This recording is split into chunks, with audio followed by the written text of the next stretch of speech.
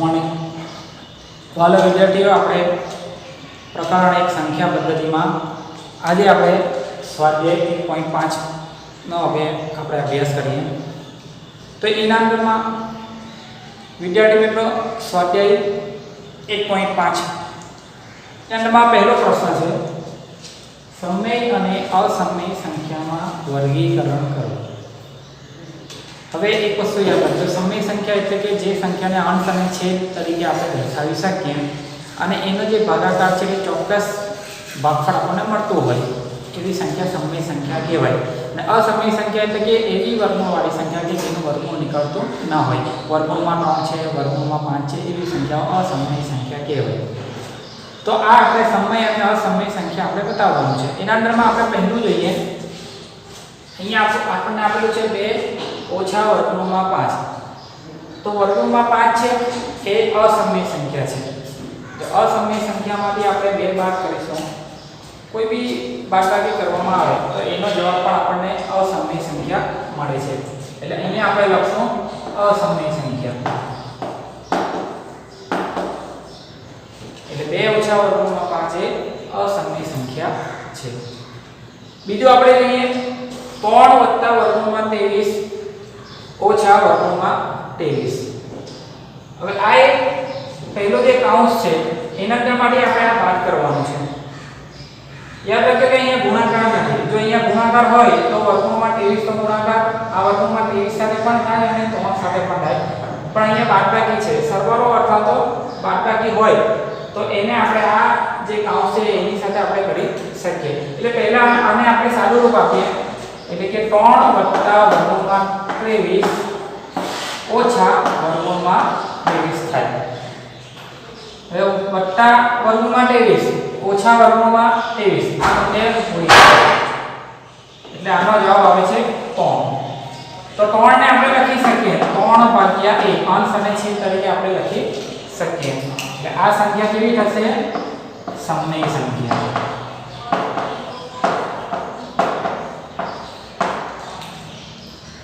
એની આગળ આપણે જોઈએ ત્રીજા નંબરમાં 2 વર્ગમૂળમાં 7 અને છેદમાં 7 વર્ગમૂળમાં 7.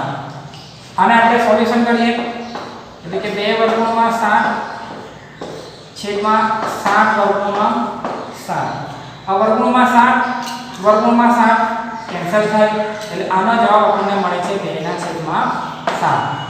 એટલે આ સંખ્યા કઈ થશે? સમય સંખ્યા.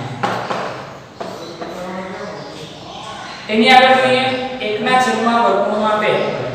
તો મેં તમને આગળ કહ્યું હતું કે વર્ગમૂળવાળી સંખ્યા જેનું વર્ગમૂળ નીકળતું ન હોય તેવી સંખ્યા શું કહેવાય?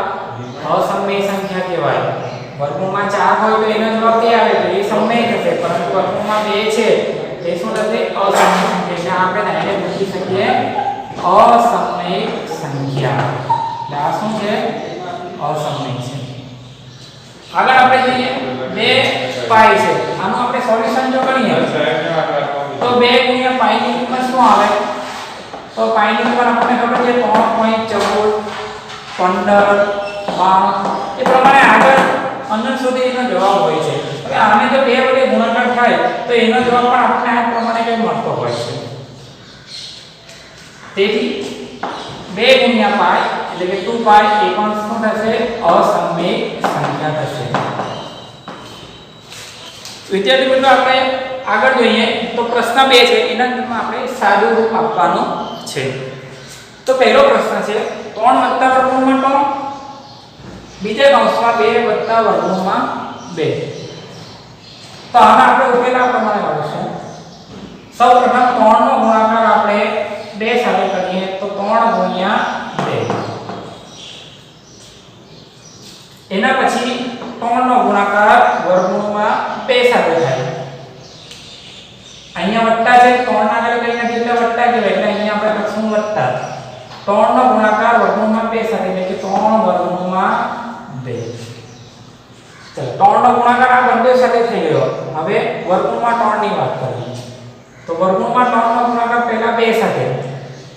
3 ના આગળ વત્તા છે, 2 ના આગળ કઈ નથી એટલે વત્તા કહેવાય. વર્ગમૂળમાં 3 નો ગુણાકાર 2 સાથે એટલે આ પણ થશે 2 વર્ગમૂળમાં 3. ત્યાર પછી વર્ગમૂળમાં 3 નો ગુણાકાર કોની સાથે? વર્ગમૂળમાં 2 સાથે. વર્ગમૂળમાં 3 ની આગળ પણ વત્તા છે, વર્ગમૂળમાં 2 ની આગળ પણ વત્તા છે, એટલે અહીંયા આપણે લખશું વત્તા. કોનો ગુણાકાર? વર્ગમૂળમાં 3. એનો ગુણાકાર કોની સાથે? વર્ગમૂળમાં 2 સાથે. આગળ આપણે જોઈએ 3 ગુણ્યા 2, 3 દુ કેટલા થાય? 6 વત્તા 3 વર્ગમૂળમાં 2 વત્તા 2 વર્ગમૂળમાં 3. હવે અહીંયા જો બંને વર્ગમૂળમાં છે તો આપણે એનો ગુણાકાર કરી શકીએ, પણ યાદ રાખજો કે એનો જવાબ પણ વર્ગમૂળમાં જ આવે, એટલે અહીંયા આપણે લખશું વત્તા વર્ગમૂળમાં 3 ગુણ્યા કેટલા? વર્ગમૂળમાં 2. આનો જવાબ આવશે 6 વત્તા 3 વર્ગમૂળમાં 2 વત્તા 2 વર્ગમૂળમાં 3 વત્તા કેટલા? 3 દુ 6. આ આનો ઉકેલ છે. એની આગળનો પ્રશ્ન આપણે જોઈએ 3 વત્તા વર્ગમૂળમાં 3 3 ઓછા વર્ગમૂળમાં 3. હવે એક વસ્તુ યાદ રાખજો, આપણે અહીંયા સમીકરણનો ઉપયોગ કરવાનો છે. જો a વત્તા b હોય, બીજા કૌંસમાં a ઓછા b હોય, તો એનો જે જવાબ છે એ a નો વર્ગ ઓછા b નો વર્ગ આવે. a વત્તા b હોય, બીજા કૌંસમાં a ઓછા b હોય, તો એનો જે જવાબ છે તે શું આવે? a નો વર્ગ ઓછા b નો વર્ગ આવે. આ એક સમીકરણ છે, નિત્યસમ છે. આપણે એવા બીજા નિત્યસમ પણ છે આપણે યાદ કરવાના છે. એ આવડે આપણને તો આપણે કોઈ બી દાખલા હોય તેનો સરળતાથી આપણે ઉકેલ લાવી શકીએ. તો અહીંયા પણ કાંઈ એવું જ દેખાય છે. જુઓ 3 વત્તા વર્ગમૂળમાં 3 અને 3 ઓછા વર્ગમૂળમાં 3, એટલે a વત્તા b a ઓછા b પ્રમાણેનું જ છે. એનો મતલબ કે આપણે અહીંયા જો a બરાબર અહીંયા બી 3 છે, બીજા કૌંસમાં બી 3 છે, એટલે a બરાબર 3 અને b બરાબર આપણને કેટલા મળે છે? જો વર્ગમૂળમાં 3 મળે છે. b બરાબર વર્ગમૂળમાં 3. તેથી આનો જવાબ શું છે? a નો વર્ગ ઓછા b નો વર્ગ છે. એટલે આપણે લખી શકીએ કે માટે 3 વત્તા વર્ગમૂળમાં 3 બીજા કૌંસમાં 3 ઓછા વર્ગમૂળમાં 3 બરાબર આનો જવાબ શું આવશે? a નો વર્ગ ઓછા b ના વર્ગ પ્રમાણે જવાબ આવશે. ચાલો તો a ની કિંમત મૂકીએ. a ની કિંમત કેટલી છે? 3 છે, એટલે કે 3 નો વર્ગ ઓછા b ની કિંમત આપણને કેટલી આવેલી છે? વર્ગમૂળમાં 3, એટલે કે વર્ગમૂળમાં 3 નો વર્ગ. ચાલો 3 નો વર્ગ એટલે કે 3 ગુણ્યા 3 ઓછા વર્ગમૂળમાં 3 નો વર્ગ એટલે કે વર્ગમૂળમાં 3 ગુણ્યા વર્ગમૂળમાં 3. 3 × કેટલા થાય? 9 ઓછા વર્ગમૂળમાં 3 ગુણ્યા વર્ગમૂળમાં 3, તો એનો જવાબ શું આવશે? વર્ગમૂળમાં 3 ગુણ્યા વર્ગમૂળમાં 3 એટલે આપણે પહેલા જો સિમ્પલ લખીએ તો 3 ટાળી 9 થાય, એટલે વર્ગમૂળમાં કેટલા થાય? 9 થાય. હવે વર્ગમૂળમાં 9 એટલે કેટલા? એનો જવાબ શું આવે? વર્ગમૂળમાં 9 એટલે 3, એટલે 9 ઓછા 3. તો 9 માંથી 3 જાય તો જવાબ કેટલો આવે? 6. એટલે અહીંયા આ સમીકરણ a b બીજા કૌંસમાં a ઓછા b બરાબર a નો વર્ગ ઓછા b નો વર્ગ, એ સમીકરણનો આપણે ઉપયોગ કરીને આનો ઉકેલ આપણે મેળવવાનો છે. એની આગળ આપણે ત્રીજો દાખલો જોઈએ. અહીંયા આપણને આપેલું છે વર્ગમૂળમાં 5 વત્તા વર્ગમૂળમાં 2 નો વર્ગ. તો યાદ રાખજો કે જો આ પ્રમાણે આપણે નિત્યસમ આપણે જોઈએ કે જો આવું નિત્યસમ હોય a વત્તા b એનો વર્ગ હોય તો એનો જવાબ શું આવે? તો a નો વર્ગ આવે વત્તા 2ab વત્તા b નો વર્ગ. આ એનો શું આવે? જવાબ આવે. તો અહીંયા પણ કઈ એવું જ છે, વર્ગમૂળમાં 5 વત્તા વર્ગમૂળમાં 2 નો વર્ગ છે. તો અહીંયા જો આપણે a બરાબર શું લઈ લઈએ? વર્ગમૂળમાં 5 લઈએ અને b બરાબર આપણે શું લઈએ? વર્ગમૂળમાં 2 લઈએ. આ સમીકરણમાં જો a અને b ની કિંમત આપણે મૂકશું તો આપણને આનો જવાબ મળી આવશે. ચલો a અને b ની કિંમત મૂકીએ. a ની કિંમત શું છે? વર્ગમૂળમાં 5, તો વર્ગમૂળમાં 5 નો શું? વર્ગ વત્તા 2 a ની કિંમત કેટલી છે? વર્ગમૂળમાં 5, અહીંયા ગુણ્યા કરી નાખીએ. 2 ગુણ્યા વર્ગમૂળમાં 5, a તો 2 લખાઈ ગયું, a ની કિંમત મુકાઈ ગઈ. b b ની કિંમત પૂછીએ. b કેટલા આપેલા છે આપણે વર્ગમૂળમાં 2 તો ગુણ્યા વર્ગમૂળમાં 2. ચલો પછી શું છે વત્તા b નો વર્ગ. b ની કિંમત કેટલી છે વર્ગમૂળમાં 2 એટલે કે વર્ગમૂળમાં 2 અને તેનો શું થાય વર્ગ.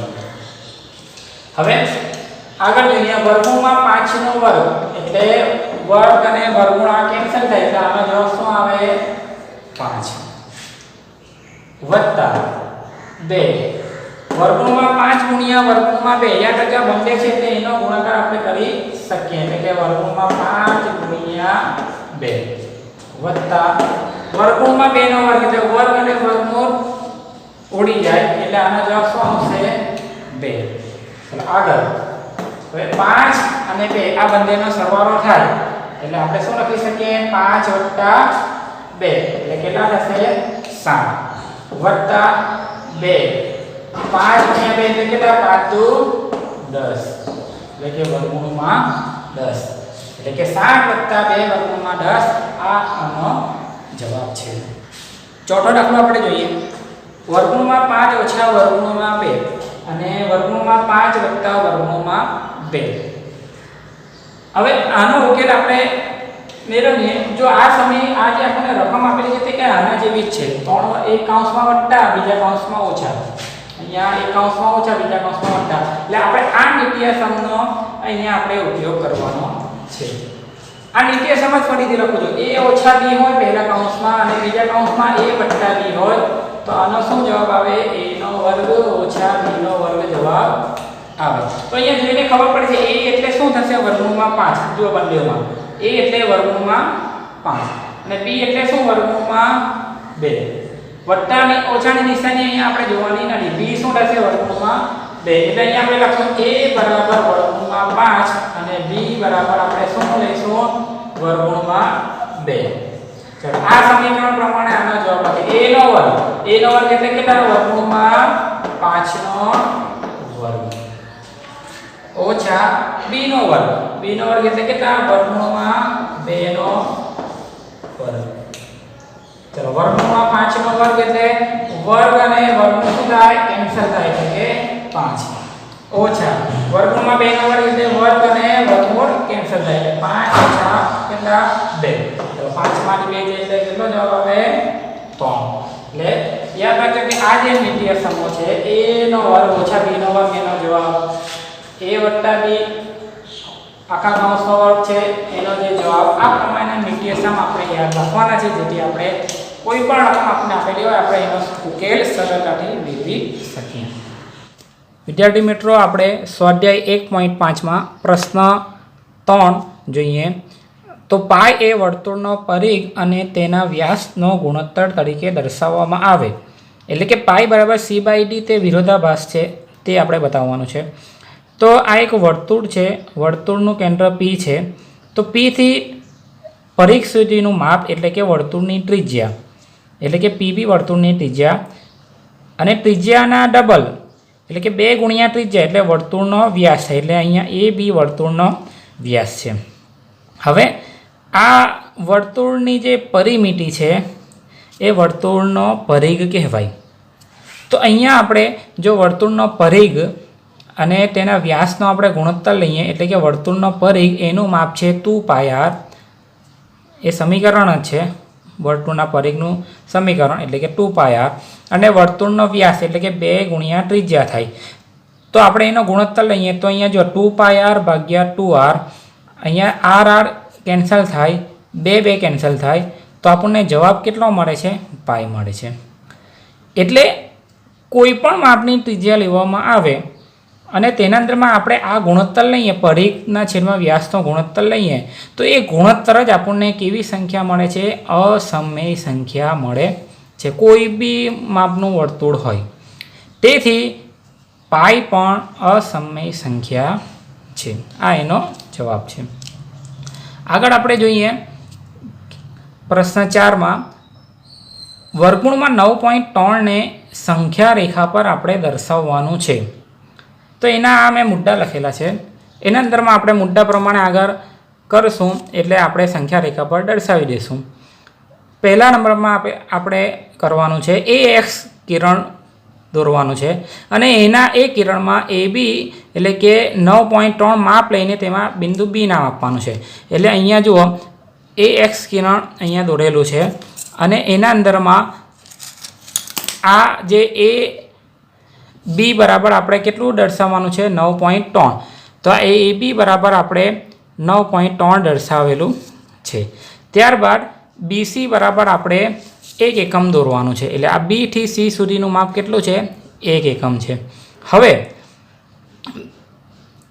એ સીનું મધ્ય બિંદુ પી લઈ અર્ધ વર્તુળ દોરો. આ એ સી જે છે એ અને સી તેનું આપણે શું દોરવાનું છે અર્ધ વર્તુળ દોરવાનું છે. તો એસીમાં અર્ધ વર્તુળ દોરવા માટે એસીનું આપણે પહેલાં મધ્ય બિંદુ દોરવું પડે. મધ્ય બિંદુ દોરવા માટે આપણે એસીનું જે માપ છે એના અડધા માપ કરતાં આ એસીનું જેટલું માપ હોય એના અડધા માપ કરતાં વધારે માપ આપણે લેશું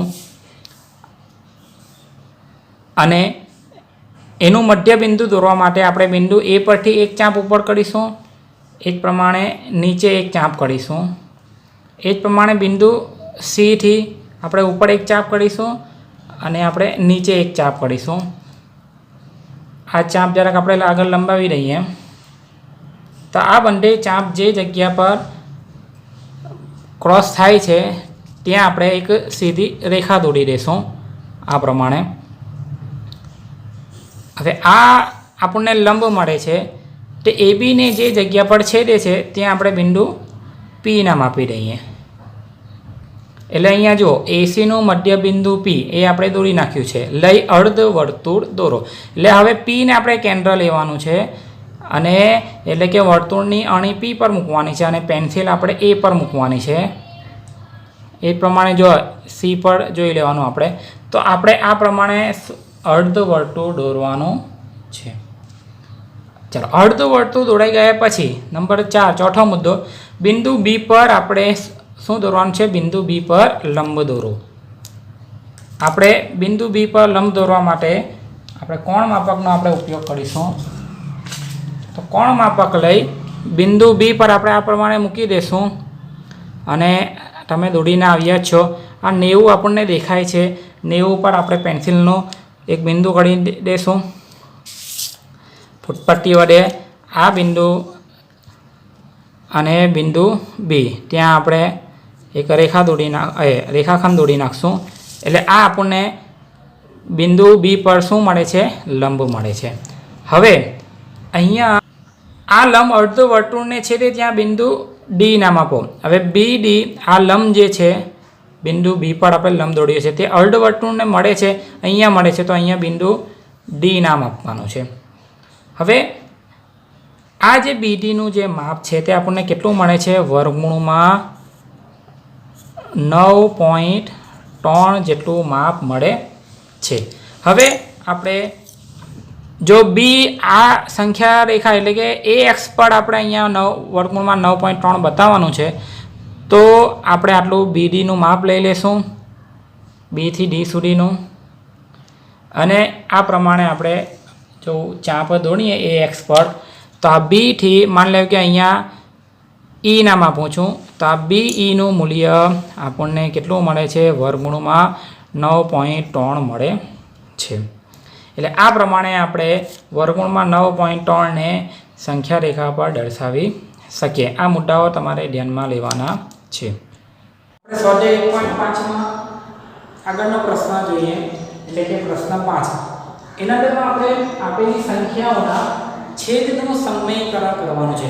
છેદનું સમયકરણ એટલે છેદમાં જે કંઈ આપણને કિંમત આપેલી હોય તેના અંદરમાં જે નિશાની હોય એ નિશાનીની વિરુદ્ધની નિશાની વડે આપણે તે સંખ્યાનું અંશમાં અને છેદમાં ગુણાકાર આપણે કરશું અને તેનો આપણે ઉકેલ સરળ લાવશું. એને કહેવાય સમયકરણ. આપણે આ દાખલા જોઈએ એટલે આપણને વધારે ખ્યાલ આવશે. પહેલો દાખલો આપણે જોઈએ કે 1ના છેદમાં વર્ગમૂળમાં આપણને 7 આપેલું છે. તો એનું આપણે અહીંયા આપણે છેદનું સમયકરણ કરવાનું છે. એટલે આપણે આનો ઉકેલ કેવી રીતે લાવશું તો અંશ અને છેદમાં શું આપેલું છે વર્ગમૂળમાં 7 આપેલું છે. એટલે આપણે શું કરશું અંશ અને છેદને શાની સાથે ગુણાકાર કરશું વર્ગમૂળમાં 7 સાથે. તો આપણે આનો ઉકેલ લાવીએ એટલે કે 1/7 ગુણ્યા વર્ગમૂળમાં 7 અંશ સાથે પણ ગુણાકાર કરશો અને છેદ સાથે પણ વર્ગમૂળમાં 7 નો ગુણાકાર કરશો. કારણ કે આ તો વેચું ઉડી જાય, વર્ગમૂળમાં 7 અને વર્ગમૂળમાં 7 ઉડી જાય એટલે 1/7 જ એટલે રકમ જ આપણને મળે છે. પણ આવું કરવાથી આપણને સરળ ઉકેલમાં આપણે ફેરવી શકીએ. હવે વર્ગમૂળમાં 7 નો એક સાથે ગુણાકાર એટલે એનો જવાબ શું આવે? વર્ગમૂળમાં 7 નો ગુણાકાર એક સાથે થાય તો 7 × 7 જવાબ આવે. એટલે એવી જ રીતે વર્ગમૂળમાં 7 હોય એનો એક સાથે ગુણાકાર થાય એટલે જવાબ કેટલો આવે? વર્ગમૂળમાં 7 જ આવે. છેદમાં કોનો બેનો ગુણાકાર છે? વર્ગમૂળમાં 7 નો ગુણાકાર વર્ગમૂળમાં 7 સાથે. એટલે અહીંયા આપણે લખશું વર્ગમૂળમાં 7 ગુણ્યા વર્ગમૂળમાં 7.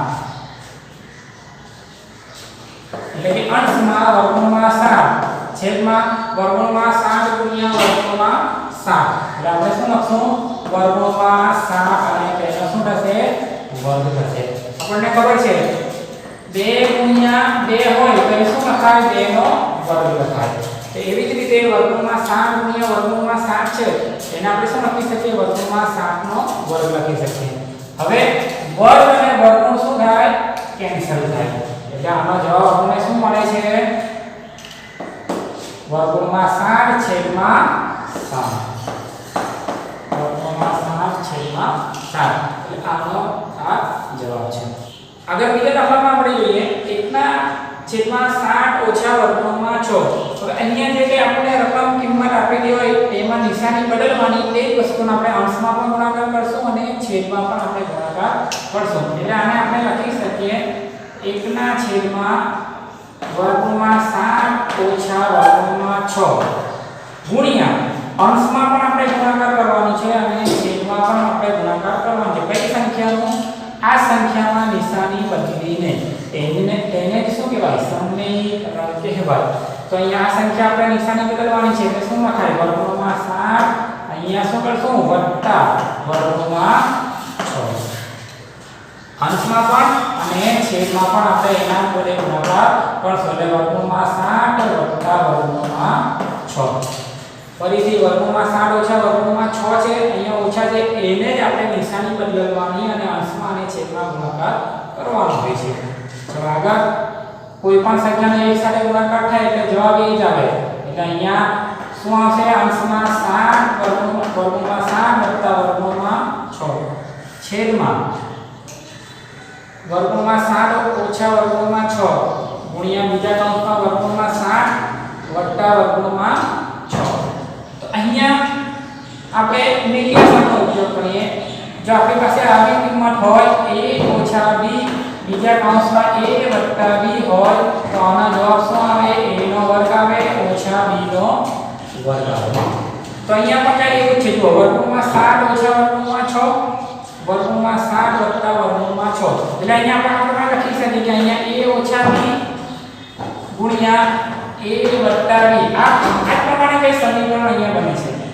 તો a ની કિંમત કેટલી આવે છે? વર્ગમૂળમાં 7 આવે છે બંને વચ્ચે. અને b ની કિંમત કેટલી આપણને મળે છે? વર્ગમૂળમાં 6. વત્તા ઓછાની નિશાની અહીંયા આપણે આ સમીકરણ છે તેમાં આપણે ધ્યાનમાં લેવાની નથી. એટલે a ની કિંમત આપણને કેટલી મળે છે? વર્ગમૂળમાં 7 અને b ની કિંમત આપણને કેટલી મળે છે? વર્ગમૂળમાં 6. અહીંયા જો સરખા આપણે કહેવાય a એટલે વર્ગમૂળમાં 7 છે બંનેમાં, b એટલે વર્ગમૂળમાં 6. તો આનો જવાબ શું આવે? a નો વર્ગ ઓછા b નો વર્ગ આવે. તો a અહીંયા શું આપણે લેશું? વર્ગમૂળમાં 7 અને b આપણે શું લેશું? વર્ગમૂળમાં 6. આ પ્રમાણે આપણે અહીંયા જવાબ લખીએ a નો વર્ગ ઓછા b નો વર્ગ. a નો વર્ગ એટલે આપણે કેટલા લખશું? વર્ગમૂળમાં 7 નો વર્ગ ઓછા b નો વર્ગ એટલે કેટલા? વર્ગમૂળમાં 6 નો વર્ગ. હવે વર્ગમૂળમાં 7 વત્તા વર્ગમૂળમાં 6 છેદમાં 7 વર્ગમૂળમાં 7 નો વર્ગ એટલે કે આ વર્ગ અને વર્ગમૂળ કેન્સલ થાય એટલે 7 જવાબ આવશે. પછી ઓછા અહીંયા બી વર્ગમૂળમાં 6 છે એનો વર્ગ છે એટલે વર્ગ અને વર્ગમૂળ શું થાય? કેન્સલ થાય. એટલે આનો જવાબ કેટલો આવે? 6. ચલો 7 માંથી 6 જાય એટલે કેટલો જવાબ આવે? 1. એટલે આપણે લખશું વર્ગમૂળમાં 7 વત્તા વર્ગમૂળમાં 6 છેદમાં કેટલા? 1. આ પ્રમાણે તમે લખીને આવો તો પણ ચાલે, અથવા તો તમે આને 1 નો ભાગાકાર થાય જવાબ તો 1 જ આવે એટલે તમે આવું લખો તો પણ ચાલશે. વર્ગમૂળમાં 6 7 વત્તા વર્ગમૂળમાં 6 આ સમીકરણનો અહીંયા આપણે ઉપયોગ કર્યો છે. ત્રીજા દાખલામાં આપણે જોઈએ 1 ના છેદમાં વર્ગમૂળમાં 5 વત્તા વર્ગમૂળમાં 2 છેદનું સમીકરણ કરવાનું છે એટલે આપણે શું કરશું છેદમાં નિશાની બદલીને અંશ અને છેદ બંનેમાં આપણે ગુણાકાર કરશું. એટલે અહીંયા આપણે લખીએ 1 ના છેદમાં વર્ગમૂળમાં 5 વત્તા વર્ગમૂળમાં 2 સાની સાથે ગુણાકાર કરવાનો છે આપણે અંશ અને છેદમાં છેદની જે સંખ્યા હોય એમાં નિશાની બદલવાની છે. તો અહીંયા આપણે કેટલા લખશું વર્ગમૂળમાં 5. ત્રીજા દાખલામાં આપણને આપેલો છે 1 ના છેદમાં વર્ગમૂળમાં 5 વત્તા વર્ગમૂળમાં 2 તો છેદ આપેલો છે એની નિશાની બદલશું એટલે કે વર્ગમૂળમાં 5 ઓછા વર્ગમૂળમાં 2 તેને આપણે અંશ સાથે પણ ગુણાકાર કરશું અને છેદ સાથે પણ વર્ગમૂળમાં 5 ઓછા વર્ગમૂળમાં 2 નો ગુણાકાર કરશું. અહીંયા આ પદ કેન્સલ થઈ જાય તો જવાબ તો આપણા રકમ જ છે પણ આ આપણને સાદું રૂપ સરળતાથી મળી રહે છે. ચલો આગળ જોઈએ આ પદનો એક સાથે ગુણાકાર કોઈનો પણ એક સાથે ગુણાકાર થાય તો જવાબ તે સંખ્યા જ આવે એટલે ઉપર આપણે અંશમાં શું મળે છે વર્ગમૂળમાં 5 ઓછા વર્ગમૂળમાં 2. ચલો છેદમાં વર્ગમૂળમાં 5 વત્તા વર્ગમૂળમાં 2 બીજા કૌંસમાં વર્ગમૂળમાં 5 ઓછા વર્ગમૂળમાં 2. અહીંયા આ સમીકરણ ફરીથી આવે છે a ઓછા b a વત્તા b હોય તો એનો જવાબ શું આવે a નો વર્ગ ઓછા b નો વર્ગ હોય. અહીંયા પણ કઈ આપણને એવું જોવા મળે છે કે પહેલા કૌંસમાં a વત્તા b પ્રમાણેનું કંઈ પદ છે બીજા કૌંસમાં a ઓછા b પ્રમાણેનું પદ છે તો આનો જવાબ શું આવે a નો વર્ગ ઓછા b નો વર્ગ જવાબ આવે. તો અહીંયા a આપણને શું મળે છે વર્ગમૂળમાં 5 મળે છે જુઓ એટલે અહીંયા આપણે લખશું a બરાબર શું મળે છે વર્ગમૂળમાં 5 અને b શું મળે છે વર્ગમૂળમાં 2 મળે છે એટલે b બરાબર વર્ગમૂળમાં 2 મળે છે. તો a વત્તા b હોય ગુણ્યા a ઓછા b હોય એનો જવાબ a નો વર્ગ ઓછા b નો વર્ગ આવે તો આનો જે ગુણાકાર છે તે આપણે a નો વર્ગ ઓછા b નો વર્ગ પ્રમાણે જવાબ લખશું. તો ચાલો a નો વર્ગ એટલે કેટલાનો વર્ગ વર્ગમૂળમાં 5 નો વર્ગ એટલે કે વર્ગમૂળમાં 5 નો વર્ગ ઓછા b નો વર્ગ એટલે કેટલા વર્ગમૂળમાં 2 નો વર્ગ કેટલા વર્ગમૂળમાં 2 નો વર્ગ બરાબર વર્ગમૂળમાં 5 ઓછા વર્ગમૂળમાં 2 છેદમાં વર્ગમૂળમાં 5 નો વર્ગ એટલે કે વર્ગ અને વર્ગમૂળ શું થાય ઉડી જાય એટલે કેટલો જવાબ આવશે ફક્ત 5 પછી શું છે ઓછા વર્ગ અને વર્ગમૂળ ઉડી જાય એટલે કેટલા આવશે જવાબ 2. ચાલો અંશમાં વર્ગમૂળમાં 5 ઓછા વર્ગમૂળમાં 2 છેદમાં 5 ઓછા 2 એટલે કેટલા 3. તો આનો જવાબ છે. આગળના દાખલામાં જોઈએ 1 ના છેદમાં વર્ગમૂળમાં 7 ઓછા 2 છે.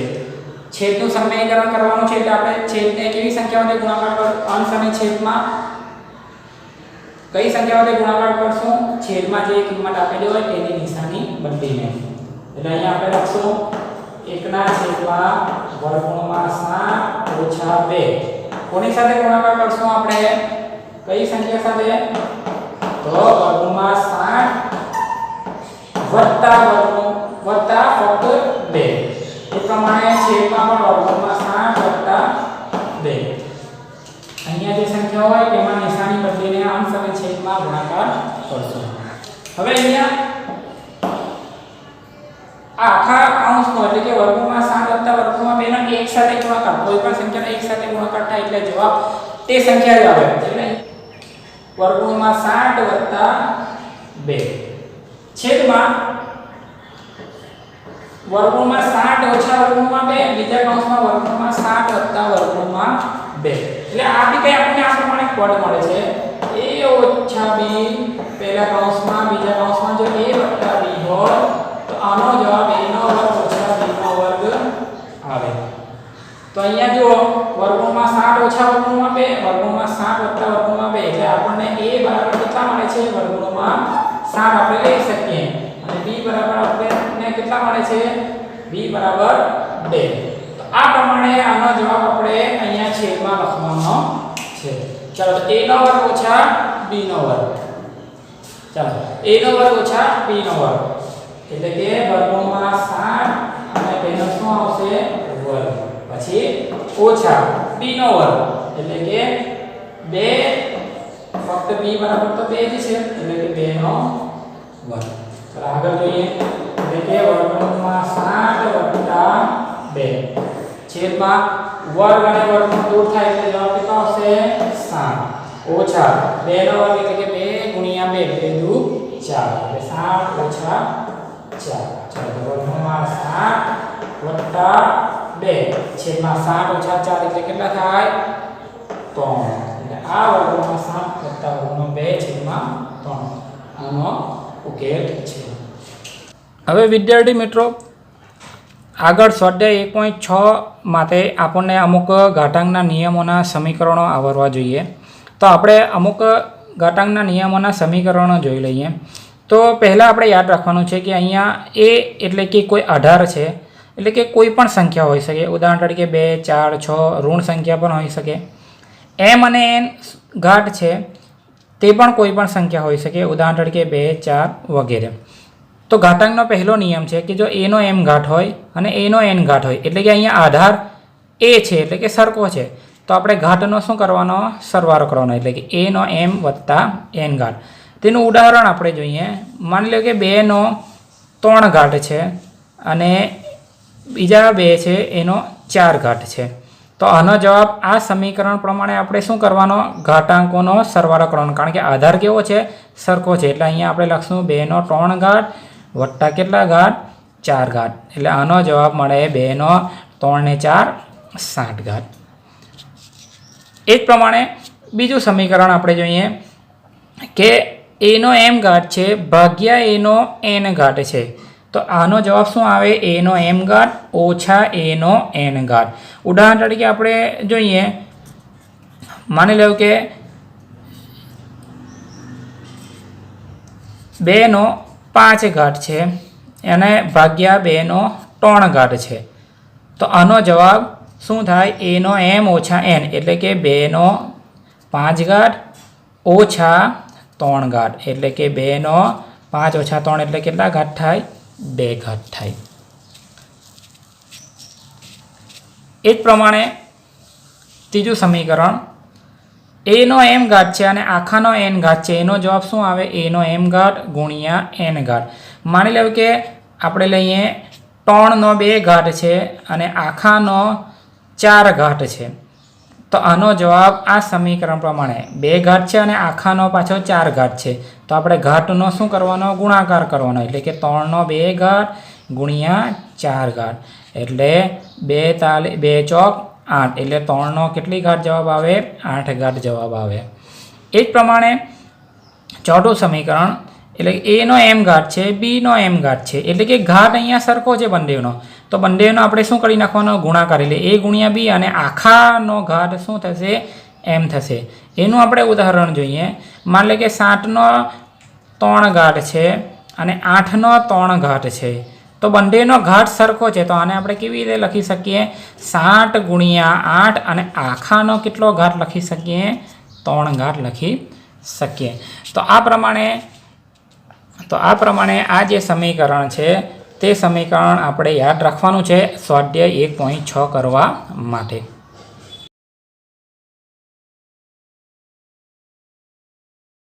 વિદ્યાર્થી મિત્રો આપણે સ્વાધ્યાય 1.6 જોઈએ. એના અંદરમાં પહેલો પ્રશ્ન છે કે 64 નો 1/2 ઘાત છે એને આપણે સાદું રૂપ આપવાનું છે. તો અહીંયા 64 આપણને આપેલા છે. હવે આપણને ખબર છે કે 64 એટલે 8 ગુણ્યા 8 એટલે કેટલા થાય 8 × 8 64 થાય એટલે તેનો કેટલો ઘાત છે 1/2 ઘાત. હવે 8 ગુણ્યા 8 એટલે આપણે કેટલા લખી શકીએ 8 નો 2 ઘાત આપણે લખી શકીએ ગુણ્યા તેનો કેટલો ઘાત છે 1/2 ઘાત છે. હવે આ 2 અને 2 ઉડી જાય એટલે આપણને જવાબ કેટલો મળે છે 8 નો 1 ઘાત મળે છે. 8 નો 1 ઘાત એટલે કેટલા થાય 8 થાય. તો આ પ્રમાણે 64 નો 1/2 એનો કેટલો જવાબ આવે છે 8 જવાબ આવે છે. બીજો પ્રશ્ન જોઈએ, 32નો 1/5 ઘાત છે. આનો આપણે ઉકેલ મેળવીએ. હવે અહીંયા 32 આપેલું છે, આપણને ખબર છે કે 16 ગુણ્યા 2 કેટલા થાય? 32 થાય. તો આપણે આ પ્રમાણે લખી શકીએ 16 ગુણ્યા 2 નો કેટલા ઘાત? 1/5 ઘાત. હવે આ 16ને પણ આપણે વિભાજિત કરીએ. આપણને ખબર છે કે 8 ગુણ્યા 2 એટલે કેટલા થાય? 8 દુ 16 ગુણ્યા 2, આ 2 તો આપેલા છે, એનો કેટલો ઘાત? 1/5 ઘાત. આગળ આપણે જોઈએ, આ 8 છે એને કેટલા લખી શકીએ?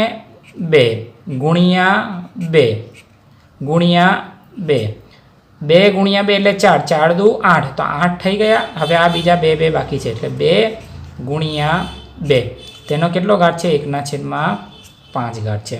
હવે અહીંયા 2 ગુણ્યા 2 ગુણ્યા 2 ગુણ્યા 2 કેટલી વખત આપણને આપેલા છે? 5 વખત, એટલે 2 નો કેટલો ઘાત થાય? 5 ઘાત થાય. અને એનો કેટલો ઘાત છે? 1/5 ઘાત છે. હવે આ 5 અને 5 ઉડી જાય એટલે આપણને કેટલો મળે છે? 2 નો 1 ઘાત મળે છે. એટલે જવાબ આપણને કેટલો મળે છે? 2 મળે છે. એ જ પ્રમાણે આપણે આગળનો પ્રશ્ન જોઈએ. અહીંયા આપણને આપેલું છે 125નો 1/3 ઘાત. 125 આપણને આપેલા છે. હવે આપણને ખબર છે કે 125 એટલે આપણે કેટલા લખી શકીએ?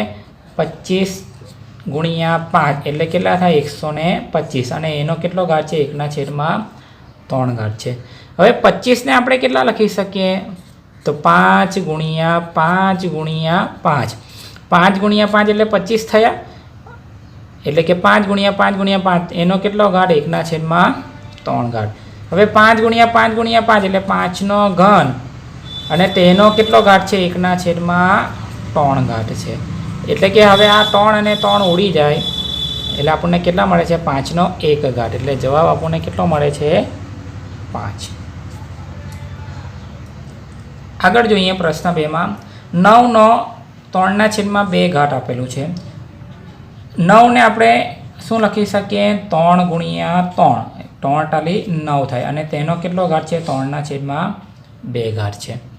બરાબર 3 ગુણ્યા 3 એટલે શું થાય? 3નો વર્ગ ગુણ્યા 3/2.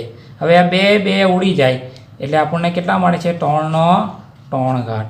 3નો 3 ઘાત એટલે 3 ગુણ્યા 3 ગુણ્યા 3, તો 3 ટાલી 9 ટાલી 27. એટલે આનો જવાબ આપણને કેટલો મળે છે? 27 મળે છે. આગળ જોઈએ 32નો 2/5 ઘાત છે. હવે અહીંયા આપણે જોઈએ 32નો 1/5 ઘાત હતો. 32ને આપણે કેટલા લખી શકીએ? 2 ગુણ્યા 2 ગુણ્યા 2 ગુણ્યા 2, એટલે કે 2નો 5 ઘાત થાય તો જવાબ કેટલો મળે? 32 મળે. એટલે આપણે અહીંયા લખીએ કે 2 ગુણ્યા 2, 2 દુ 4 દુ 8 દુ 16 દુ 32. આનો જવાબ 32 આવે. એનો કેટલો ઘાત છે? 2/5 ઘાત છે. એટલે આપણે આ 2 કેટલી વખત છે? 5 વખત. એટલે આપણે શું લખી શકીએ? 2/5 ઘાત, અને તેનો કેટલો ઘાત છે? આખા કૌંસનો 2/5 ઘાત છે. હવે આ 5 અને 5 ઉડી જાય એટલે જવાબ આપણને શું મળે છે? 2નો વર્ગ મળે છે. 2નો વર્ગ, 2નો વર્ગ એટલે કે 2 ગુણ્યા 2. હવે 2 ગુણ્યા 2 એટલે 2 દુ 4, એટલે આનો જવાબ આવે છે 4. આગળ આપણે જોઈએ 16નો 3/4 ઘાત છે. હવે 16 એટલે આપણને ખબર કે 8 ગુણ્યા 2 એટલે કેટલા થાય? 16 થાય. તેનો કેટલો ઘાત છે? 3/4 ઘાત છે. હવે 8 એટલે કેટલા લખી શકીએ આપણે? 8 એટલે આપણે લખી શકીએ 2 ગુણ્યા 2 એટલે 4, 4 ગુણ્યા 2 એટલે કેટલા થાય? 8 થાય. 2 દુ 4 દુ 8 ગુણ્યા આ 2 તો આપણને આપેલા છે 2, અને તેનો કેટલો ઘાત છે? 3/4 ઘાત છે.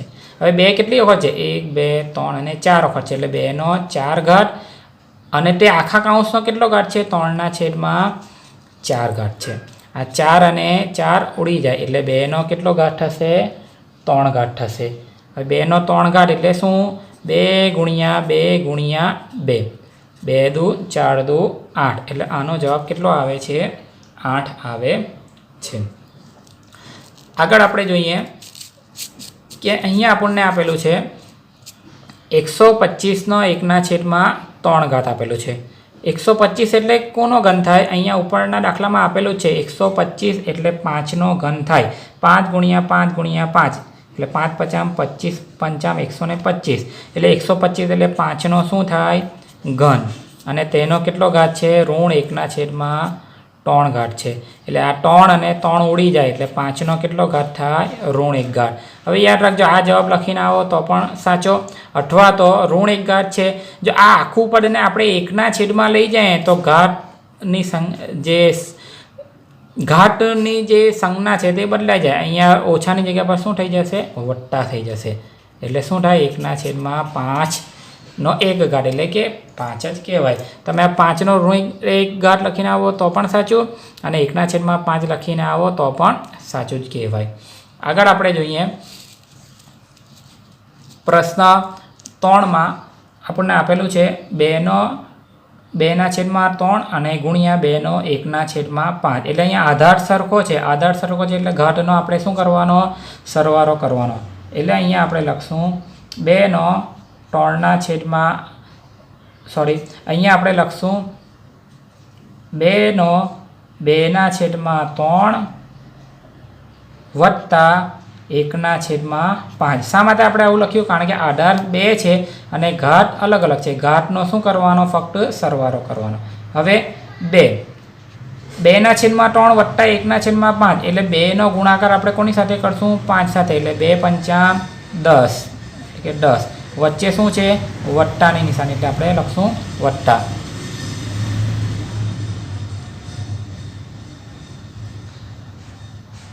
ત્રણનો ગુણાકાર આપણે આ પ્રમાણે ક્રોસ ગુણાકાર કરવાનો હોય. 3નો ગુણાકાર 1 સાથે એટલે 3 એકા 3. છેદમાં આ બંનેનો આપણે ગુણાકાર કરશું. 3 પંચામ 15 એટલે કે 2 અને એના ઘાટમાં 10 વત્તા 3 એટલે કે 13/15. એટલે આ આપણને જવાબ મળે છે 2. તેનો ઘાત છે 13/15. આગળ આપણે જોઈએ બીજા દાખલામાં 1/3નો 3 ઘાત અને આખાનો 60 ઘાત છે. હવે અંશમાં પણ આપણે આ ઘાત કરશું અને છેદમાં પણ આ ઘાત કરશું. એટલે આપણને 1નો 60 ઘાત અંશમાં મળે છે અને 3નો 3 ઘાત તો આપણને આપેલો જ છે, અને સાથે શું આપણને મળે છે? 60 ઘાત મળે છે. 1નો 60 ઘાત તો 1 ગુણ્યા 1 એવી રીતના 60 વખત કરીએ તો જવાબ શું આવે? 1 જ આવશે. છેદમાં ઘાતનો ઘાત હોય તો ઘાતનો શું કરવાનો? આપણે ગુણાકાર કરવાનો. એટલે કે અહીંયા આપણે લખશું 3નો 3 ઘાત ગુણ્યા કેટલા ઘાત? 60 ઘાત. કારણ કે ઘાતનો ઘાત છે એટલા માટે બરાબર 1/3નો 7 તાલી કેટલા થાય? 21 થાય. એટલે અહીંયા આપણે લખશું 3નો શું ઘાત? 21 ઘાત. એટલે આ એનો શું છે? જવાબ છે. આવી રીતે લખીને આવો તો પણ ચાલે. અને તમને હમણાં સમજાવી એ પ્રમાણે અહીંયા 5નો -1 ઘાત હતો તો આપણે એને 1/5નો -1 ઘાત લખી શકીએ. તેવી રીતે અહીંયા 3નો 21 ઘાત છે, એને આપણે જો અંશમાં લખીએ તો નિશાની આપણે બદલી નાખવાની. એટલે કે 3નો -21 ઘાત પણ લખી શકીએ. આ જવાબ પણ સાચો કહેવાય, આ જવાબ પણ સાચો કહેવાય.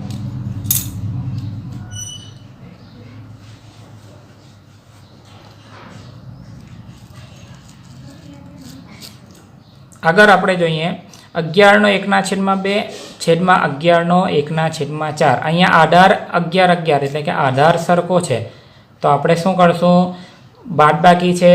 જો અહીંયા આધાર સરખો હતો તો આપણે ઘાતનો સરવાળો કરતા હતા. અહીંયા આધાર સરખો છે પરંતુ અહીંયા શું છે? ભાગાકારમાં છે એટલે ઘાતની શું થાય? બાદબાકી થાય. એટલે 11નો 1/2 ઓછા 1/4 ઘાત બરાબર 11. હવે 1/2 ઓછા 1/4 તો આપણે 1નો ગુણાકાર કોની સાથે કરશું? 4 સાથે. તો 4 એકા 4. પછી વચ્ચે ઓછા છે એટલે ઓછા. 2નો ગુણાકાર 1 સાથે એટલે 2 એકા 2. છેદમાં આ બંનેનો ગુણાકાર 4 દુ 8. એટલે અહીંયા આપણને મળે છે 11 અને તેનો ઘાત 4 ઓછા 2 એટલે કેટલા? 2. છેદમાં કેટલા મળે છે? 8 મળે છે. એટલે અહીંયા આપણે લખી શકીએ 11 2 છેદમાં આપણે 8 એટલે કેટલા લખી શકીએ? 4 ગુણ્યા 2 લખી શકીએ. અહીંયા 2 2 કેન્સલ થાય એટલે અહીંયા આપણને મળે છે 11નો 1/4 જવાબ મળે છે. આગળ આપણે જોઈએ 60નો 1/2 અહીંયા પોઈન્ટ છે એટલે ગુણાકાર કહેવાય, ગુણ્યા 8નો 1/2. હવે આપણે ઘાતાંકના નિયમોમાં જોઈ ગયા કે જો ઘાત સરખો હોય તો અંદર જે આધાર આપેલો હોય એનો શું કરવાનો, ફક્ત ગુણાકાર કરવાનો હોય. એટલે અહીંયા આપણે લખી શકીએ કે 60 ગુણ્યા 8 અને તેનો કેટલો ઘાત, 1/2. 60 × 56 એટલે કે 56નો કેટલો ઘાત છે, 1/2 આપણને જવાબ મળે છે. તો આ પ્રમાણે આપણે જે ઘાતાંકોના નિયમો છે તેનો ઉપયોગ કરીને આ આપણે કોઈ પણ દાખલા ગણી શકીએ. આપણને ઘાતાંકોના જે સમીકરણો છે તે સમીકરણો આવડવા જોઈએ.